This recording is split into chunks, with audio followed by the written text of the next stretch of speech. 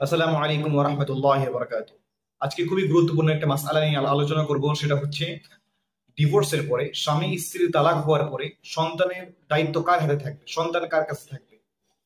তো সন্তান যদি ছোট হয় তাহলে সন্তান হচ্ছে মায়ের অধীনে থাকবে। কিন্তু হাদিসের মধ্যে আসছে, হুজুর আকরাম সাল্লাল্লাহু আলাইহি ওয়াসাল্লাম বলেন, আনতি আহাক্কু বিহি মা লাম তানকাহি। অর্থাৎ হুজুর আকরাম সাল্লাল্লাহু আলাইহি ওয়াসাল্লাম এক মহিলাকে বলতেছেন, তোমার সন্তানের দায়িত্ব, তোমার হক বেশি। দায়িত্ব মধ্যে সন্তানকে দেখাশোনা করার দায়িত্ব মায়ের হক। যতক্ষণ পর্যন্ত মা অন্য আরেক জায়গায় দ্বিতীয় বিবাহ না করে, অন্য বিবাহ না করে, ততক্ষণ পর্যন্ত মা হইতেছে সন্তানকে দেখাশোনা করার দায়িত্ব। বাদ বাকি হচ্ছে সন্তানকে ভরণ পোষণ দেওয়া, সন্তানের উপর নফকা যেটা বলা হয়, খরচ। এটার মধ্যে আছে খাদ্য, বাসস্থান, শিক্ষা, এই সমস্ত জিনিস, এটা হচ্ছে বাবার দায়িত্ব।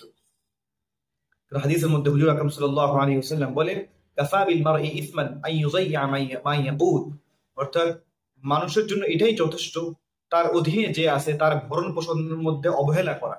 অর্থাৎ বাবা যদি সন্তানের ভরণ পোষণ না দেয়, সন্তানের যে খরচ, খাবার এবং জামা কাপড়, বাসস্থান এবং শিক্ষা, এগুলো যদি খরচ না দেয় তাহলে বাবা গুনাহগার হবে।